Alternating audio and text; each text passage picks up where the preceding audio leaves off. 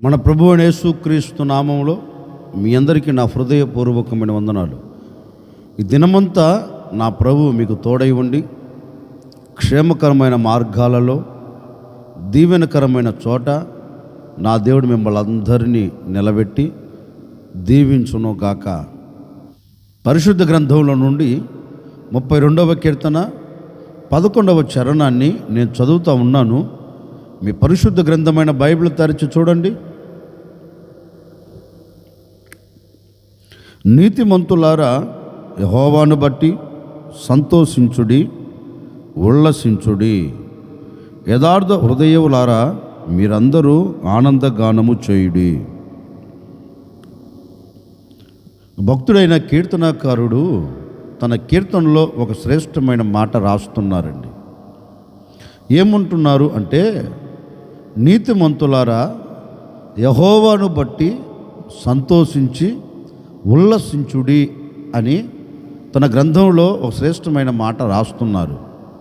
ఈ రోజున మనిషి జీవితంలో కరువైపోయినది, మనిషికి అందనంత స్థితిలో నిలిచిపోయినది ఏంటి అంటే సంతోషము లేక ఉల్లాసము. సంతోషము లేక ఉల్లాసము లేక చాలా కుటుంబాలు నలపబడుతూ ఉన్నాయి, కన్నీరు చూచుచున్నాయి. కన్నీళ్ళ మధ్యలో కాపురం చేస్తున్నారు, కన్నీళ్ళే అన్నపానముగా భుజిస్తున్నారు. ఒకరి మధ్య ఒకరికి సంతోషం కరువైపోయిందండి. కట్టుకున్న భర్త భార్యతో సంతోషకరంగా బ్రతకలేకపోతున్నారు, భార్య భర్తతో సంతోషకరంగా బ్రతకలేకపోతుంది. కడుపున పుట్టిన కన్నబిడ్డలు కన్న తల్లిదండ్రులతో సంతోషకరంగా ఉల్లాసంగా ఉండలేకపోతున్నారు. చాలా కుటుంబాలు చెప్పే మాట ఏంటంటే, అయ్యా ఇది ఇల్లుగా లేదయ్యా, నరకముగా ఉందయ్యా అని చెప్పేవారు కొందరు, చెప్పని వారు మరికొందరు. ఎందుకు కారణం ఏంటి అంటే ఆ కుటుంబంలో ఒక ఆనందకరమైన బ్రతుకు లేదండి. ఆ కుటుంబంలో ఒక సంతోషకరమైన అనుభవాలు లేవు. చాలా కుటుంబాలు గమనించండి, తినేదానికి తిండి ఉంటుంది, కట్టుకునేదానికి బట్టలు ఉంటాయి, కానీ బ్రతుకులో లేనిది ఏంటి అంటే సంతోషం. బ్రతుకులో ఏంటి లేదు అంటే ఆనందం. బ్రతుకులో కరువైపోయింది ఏంటి అంటే సమాధానం. అన్నీ ఉన్నాయి బాబు, కానీ ఇంట్లో సంతోషం సమాధానం లేదయ్యా. అన్నీ ఉన్నాయి, ఏనికి తక్కువ ఏమి లేదు బాబు. ఇంట్లో ఉన్న ఇళ్ళ పాదంతా ఉద్యోగాలే చేస్తున్నారు. ఇంట్లో ఉన్నవారికి ఏది తక్కువ లేదయ్యా, అందరూ ఒక ఉన్నతమైన స్థితిలోనే ఉన్నారు, కానీ ఇంట్లో సంతోషం లేదు, ఇంట్లో నెమ్మది లేదు అనే మాట ఈ రోజున ప్రతి మానవుణ్ణి, ఈ రోజున ప్రతి వ్యక్తిని, ప్రతి కుటుంబాన్ని పలకరిస్తుందండి. కారణం ఏంటి అంటే సంతోషం లేకపోతే ఏముంటుంది ఆ ఇంట్లో? కన్నీళ్ళే కదా. ఆనందం లేకపోతే ఆ ఇంట్లో ఏముంటుంది? కన్నీరే కదా. ఉల్లాసం లేకపోతే ఆ ఇంట్లో ఏముంటుంది? అసమాధానమే కదా. అంటే ఈ అనుభవాలలో ఒకవేళ ఈనాటి వరకు నీ కుటుంబం నిలిచిపోయిందేమో నాకు తెలియదండి. ఈ అనుభవాలలో నీ కుటుంబం నడిపించబడుతూ వేదనకు గురై ఒకవేళ అల్లల్లాడుతుందేమో నాకు తెలియదు. వీటన్నిటికీ ప్రబలమైన కారణం ఏంటి అని పరిశుద్ధ గ్రంథాన్ని మనం చదివితే, ఏది ఉల్లాసం లేకపోయేదానికి, ఆనందం లేకపోయేదానికి, సంతోషం లేకుండా కుటుంబాలు కలవరాల మధ్యలో నిలబడేదానికి ప్రబలమైన కారణం ఏంటంటే లేఖనం అంటుంది, మీరు యెహోవాను నమ్ముకోలేదు. అందుకే దానిపై వాక్యంలో కూడా రాయబడిన మాట ఏంటంటే, యెహోవా యందు నమ్మకం ఇంచు వానిని కృప ఆవరించును. ఎందుకు ఈ రోజున కుటుంబాలలో సంతోషం కరువైపోయింది అంటే నీవు యెహోవా మీద నమ్మకం ఉంచట్లేదు. అంటే నా దేవుడు నాకు సంతోషాన్ని దయచేస్తాడు, నా దేవుడు నాకు ఆనందాన్ని కలగచేస్తాడు, నా దేవుడు ఈ కష్ట దినాలను తీసివేస్తాడు, నేను నా కుటుంబం, నేను నాకు కలిగిన సమస్తం సంతోషకరంగా ఉండగలుగుతాము అనే ఒక నమ్మకం దేవుని మీద నీకు లేకపోయినందున నీ బ్రతుకుల్లో సంతోషం కరువైపోయిందండి. ఈ ఉదయకాల సమయంలో సేవకుడిగా నేను మీతో చెప్పాలనుకున్న మాట ఏంటంటే, ఈ సంతోషం కానివ్వండి, ఈ ఉల్లాసం కానివ్వండి నీ కుటుంబంలో నిలిచి ఉండాలి అంటే, నీ బ్రతుకుల్లో నిలిచి ఉండాలి అంటే నీవు చేయవలసినది ఒకటే, నీవు యెహోవా మీద నమ్మకం ఉంచిన ఎడలా, నీవు ఆయనను నమ్మిన ఎడలా, అంటే కన్నీళ్లతో ఉన్న నీవు కష్టములో ఉన్న నీవు, ఆనందము లేని నీవు, సంతోషము లేని నీవు, ఉల్లాసము లేని నీవు దేవుని మీద నమ్మిక ఉంచు. తప్పక నా దేవుని మీద నేను నమ్మకం ఉంచాను గనక నా దేవుడు ఈ అనుభవాలను తీసివేసి నా బ్రతుకునకు ఒక సంతోషాన్ని కలగచేస్తాడు, నా బ్రతుకునకు ఒక ఉల్లాసాన్ని దయచేస్తాడు అని ఒక నమ్మకం నీవు దేవుని మీద ఉంచగలిగితేనండి, నమ్మిన ఏ వ్యక్తిని కూడా ఆయన చెయ్యి విడిచిపెట్టడే, నమ్మిన ఏ వ్యక్తిని కూడా ఆయన దూరం చేసుకోడే, నమ్మిన ఏ వ్యక్తి జీవితంలో కూడా వేదనను ఆయన చూచేటట్లుగా చేయడే, ఆనందం చూచినట్లుగా నీవు ఆయనకు సమీపంగా ఉండేటట్లుగా ఆయన నీ పట్ల అద్భుతం చేస్తాడు. అందుకే ఈరోజు ఆయనను నమ్ము.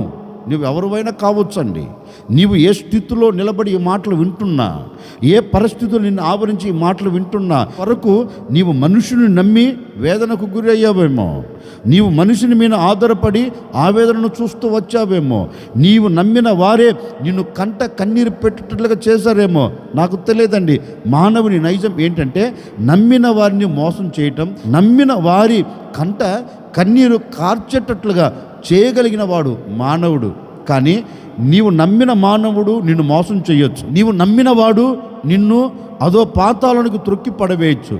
కానీ నీవు దేవుణ్ణి నమ్మితే, నేను ప్రకటించే యేసుక్రీస్తును నమ్మితే ఎక్కడ నీవు కూడుకొని పోయినా, ఎక్కడ నీవు కుమిలిపోతున్నా, ఎక్కడ నీవు అలాగే గొప్పగా కోల్చబడినా ఆ చోట నుంచి నా దేవుడు నిన్ను లేవనెత్తి నీ కంట కన్నీరు తుడిచివేసి నీ హృదయమునకు ఆనందాన్ని కలగచేస్తాడు.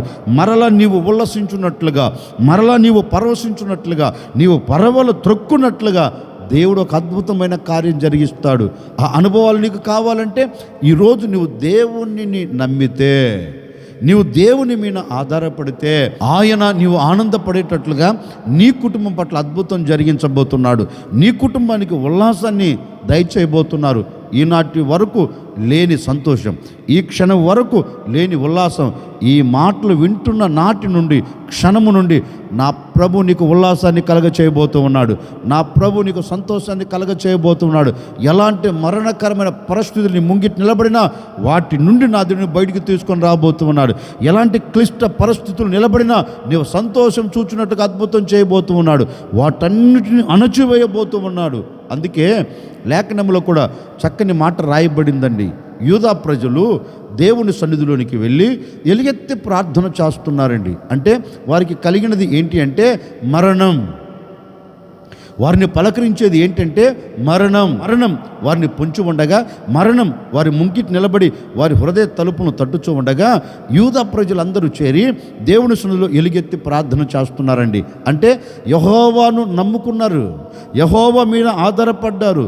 ఇక ఆయన దిక్కని ఆయన పాదాలు పట్టుకొని మొరపెడుతున్నారు, అయ్యా శాసనం బయలుదేరింది, ఏం చేస్తావో తెలియదు, నీవు మాకు సహాయం చేయాలి, ఈ కన్నీళ్లు తుడిచివేయబడాలి, ఈ క్లిష్ట పరిస్థితుల్లోంచి మేము సజీవుల మధ్యలో నిలబడాలి, ఏం చేస్తావో మాకు తెలియదని వారు దేవుని సన్నిధిలోనికి వెళ్ళి దేవునిని నమ్మి దేవుని మీద ఆధారపడి వారు ప్రార్థన చేస్తుంటానండి. ఏ దేశంలో అయితే మరణం ప్రకటించబడిందో ఆ దేశంలో దేవుడు మరణాన్ని నిరర్ధకం చేసి మరణావస్థలోనికి వెళుతున్న ప్రజలకు ఏం కలగచేశాడు? కన్నీళ్ళ మధ్యలో ఉన్న ప్రజలకు ఏం కలగచేశాడు?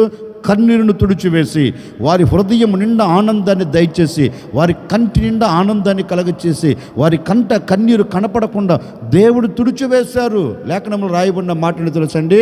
ఆ దినమున, ఏ దినమున? వారు యెహోవాను నమ్మిన దినమున. ఏ దినమున? యెహోవాను ఆధారము చేసుకున్న దినమున, యెహోవా యొద్దకు వెళ్ళిన దినమున దేవుడు వారి ప్రార్థనను విని వారి కంట కన్నీరు రాకుండా తుడిచివేయుటకు హస్తాన్ని చాపాడండి. లేఖనం అంటుంది, ఆ దినమున వారు దుఃఖమును మాని సంతోషం వచ్చిన నెలని సంబరాలు చేసుకున్నారంటండి. ఆనందగానములతో కొనసాగించబడ్డారంటండి. వారి హృదయం ఉల్లసించిందంటండి. కారణం ఏంటి అంటే ఏ మానవుని మీద వీరు ఆధారపడలా, ఏ అధికారుల మీద వీరు ఆధారపడలా, ఏ వ్యక్తి దగ్గరికి వెళ్ళి మాకు సహాయం చేయమని కోరుకోలేదండి. తిన్నగా దేవునిని నమ్మారు, వారు ఆరాధించే దేవుణ్ణి నమ్మారు, వారిని సృష్టించిన దేవుణ్ణి నమ్మారు గనుకనే వారి బ్రతుకులో ఏం కలిగిందంటే కన్నీరు తుడవబడి కంట కన్నీరు కొట్టివేయబడి వారి హృదయం నాకు ఆనందం కలిగి సంతోషంతో బ్రతికారంటండి. ఇప్పుడు నేను కూడా మీతో చెప్పాలి అనుకున్న నా దేవుని మాట ఏంటంటే, నిజమే, ఒకవేళ మరణము లాంటి పరిస్థితులు నీ ముంగిటి నిలబడ్డాయా, ఆర్థిక ఇబ్బందులు నిన్ను వేదనకు గురి చేస్తున్నాయా, అనారోగ్య వ్యవస్థ నిన్ను గొప్పగా కూల్చి పడవేస్తుందా, నీ కుటుంబంలో నెమ్మది లేకుండా, ప్రశాంతత లేకుండా, శ్రమలన్నీ నిన్ను చేరి నిన్ను చుట్టు పడవేసి ఒకవేళ నిన్ను మరణావస్థలోనికి తీసుకుని వెళుతున్నాయా, ఏ క్షణం ఏం జరుగుతుందో, ఏ క్షణం ఏది వినాలో, ఏ క్షణం ఏది జరుగుతుందో అనే ఆలోచనతో గొప్పగా కూల్చబడుతున్నావా? భయపడవలసిన అక్కర్లేదండి. ఏ పరిస్థితి అయినా కావచ్చు. చివరి క్షణము, ఒకవేళ ఈ చివరి క్షణంలో నా దేవుని మాటలు వింటున్నావేమో, అయినా పర్వాలేదు.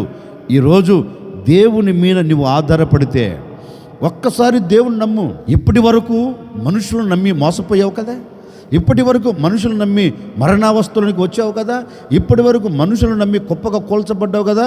ఈ ఉదయకాల సమయంలో మనుషులను నమ్మిన నీవు మనుషులను విడిచిపెట్టి ఇప్పుడు నిన్ను సృష్టించిన సృష్టికర్త అయిన యేసుక్రీస్తు మీద నీవు ఆధారపడితే, ఆయనను నమ్ముకుంటే, ఆయన పాదాలు పట్టుకుంటే, ఎలాంటి మరణకరమైన పరిస్థితులు నీవు ఉన్నా, ఎలాంటి అవమాన పరిస్థితులు గొప్పగా కోల్చబడినా, ఎలాంటి ఆర్థిక ఇబ్బందుల మధ్యలో నలపబడుతున్నా, ఎలాంటి అనారోగ్య సమస్యలు నువ్వు గొప్పగా కోల్చబడుతున్నా, ఆ చోట నుండి ఈరోజు నేను లేవనెత్తున్నట్లుగా, నీవు లేపి సమాజంలో నిలబడినట్లుగా నా దేవుని మీద నువ్వు ఆధారపడితే తప్పక నేను లేవనెత్తబోతూ ఉన్నాడు. నీ కన్నీరును తుడిచివేయబోతూ ఉన్నాడు. నీ హృదయమునకు ఆనందాన్ని కలగ చేయబోతూ ఉన్నాడు. యూదా ప్రజల మీద మోపబడిన మరణంను కొట్టివేసిన దేవుడు, యూదా ప్రజలకు అడ్డుగా నిలబడిన అడ్డుబండలు తప్పించిన దేవుడు, నీకు అడ్డుబండలుగా నిలబడిన శ్రమలు కావచ్చు, ఆటంకాలు కావచ్చు, ఇబ్బందులు కావచ్చు, ఇరుకులు కావచ్చు, వేదన కావచ్చు, కష్టం కావచ్చు, ఎలాంటి నష్టమైన కావచ్చు అండి, ఈ రోజున నా ప్రభు దాన్ని కొట్టివేయబోతూ ఉన్నాడు. సదును భూమిగా మార్చబోతూ ఉన్నాడు. నిశ్చయముగా నా దేవుడు నీ మీద మోపబడి ఉన్న శిక్షను రద్దు చేయబోతూ ఉన్నాడు. నీవు ఆనందకరంగా, ఉల్లాసకరంగా బ్రతుకున్నట్లుగాను అద్భుతమైన కార్యం నీ పట్ల జరిగించబోతూ ఉన్నాడు. నీవు చేయవలసినది ఒక్కటే, యెహోవాను నమ్ముకోగలిగితే, యేసుక్రీస్తును నమ్ముకోగలిగితే, యేసుక్రీస్తు మీద నీవు ఆధారపడగలిగితే, యేసుక్రీస్తు చెంత చేరి నీవే నా దిక్కు అని ఆయన గోజాడగలిగితే, నిశ్చయముగండి నా ప్రభు ఈ దినమున నీవు ఉల్లసించున్నట్లుగా, నీవు సంతోషపడినట్లుగా, నీవు ఆనందపడినట్లుగా నా దేవుడు నీ కొరకు ద్వారములు తెరవబోతూ ఉన్నాడు. నీకు ఆనందము లేకుండా చేస్తున్న ప్రతి చీకటి తొలగిపోవునుగాక, నీకు ఉల్లాసము లేకుండా చేస్తున్న ప్రతి ఆటంకాలు కొట్టివేయబడునుగాక, నీకు సంతోషము లేకుండా చేస్తున్న ప్రతి శ్రమ నీ ఎదుట నిలబడకుండా నా దేవుడు సదును భూమిగా చేయునుగాక. గనుక నీవు యెహోవాను బట్టి సంతోషముతో, ఉల్లాసముతో, ఆనందగానంతో నువ్వు సాగి వెళ్ళాలంటే నీవు చేయవలసింది ఒక్కటే, నీవు యెహోవాను నమ్మితే, నీవు యెహోవా మీద ఆధారపడితే ఆయన నీకు సంతోషాన్ని కలగ చేయబోతున్నాడు. ఆయన నీకు ఉల్లాసాన్ని కలగ చేయబోతున్నాడు. ఓ సేవకుడికి నిండు మనసుతో నేను కోరుకొని నా మాటలు ముగిస్తున్నానండి. ఈ దినము నుండి నిన్ను వెంటాడుతున్న దుఃఖం తొలగిపోవునుగాక, ఆవేదన తొలగిపోవునుగాక, కష్టాలు తొలగిపోవునుగాక, ఆర్థిక ఇబ్బందులు తొలగిపోవునుగాక. నిశ్చయముగా నీ ఆత్మీయ జీవితంలో ఎదుర్కొంటున్న సమస్యలన్నిటిని నా దేవుడు గొప్పగా కూల్చిపడవేసి నీ బ్రతుకునకు ఆనందాన్ని, సంతోషాన్ని, ఉల్లాసమును దయచేయునుగాక. ఆశ్చర్యకరుడా మీకు స్తోత్రాలు చెల్లిస్తూ ఉన్నాం. మీరంతైనా సర్వశక్తి కలిగిన దేవుడు నాయన, నిన్ను బట్టి మేము సంతోషించి ఉల్లసించాలి అంటే, నిన్ను నమ్ముకుంటే, నీ మీద ఆధారపడితే మేము సంతోషకరంగా, ఉల్లాసకరంగా బ్రతుకుతామని మీ లేఖనాలు సెలవిచ్చినట్లుగా ఎన్ని కుటుంబాలు సంతోషం చూడలేక, ఎన్ని కుటుంబాలు ఉల్లాసంగా బ్రతకలేక ఒకవేళ కన్నీరు కారుస్తున్నాయో, వేదన చెందుతున్నాయో, ఈరోజు ప్రజలు నీ మీద ఆధారపడుతున్నారు, నిన్నే నమ్ముకుంటున్నారు నాయన. తప్పక వారి కన్నీళ్ళ మధ్యలో నుండి వారిని బయటికి తీసుకుని రాబోతున్నందుకై మీకు స్తోత్రం. వేదన తొలగిపోవాలి, బాధ తొలగిపోవాలి, ఆనందంతో, సంతోషంతో వారు ఉల్లసించున్నట్లుగా కార్యాన్ని జరిగించండి. ఈ దినమంతా నాయన వారి బ్రతుకులకు ఉల్లాసం కలుగునట్లుగా, ఈ దినము మొదలుకొని బ్రతుకు దినములన్నిట సంతోషం, ఉల్లాసాన్ని చూచినట్లుగా ఒక నవనూతనమైన కార్యమును జరిగించి మహిమ తెచ్చుకోమని యేసు నామములు అడిగి వేడుకొనుచున్నాము తండ్రి, ఆమెన్. ఈ దినము నుండి నా ప్రభు మీకు తోడై ఉండి మీ కన్నీళ్లను, మీ వేదనను, మీ కష్టమును తీసివేసి నా దేవుడు మీ కుటుంబాల్లో సంతోషమును, ఉల్లాసమును, ఆనందాన్ని నిలబెట్టి మీ బ్రతుకు దినములన్నిట ఎక్కడ కన్నీరు కష్టము లేకుండా నా దేవుడు ఉల్లాసముతో నింపునుగాక.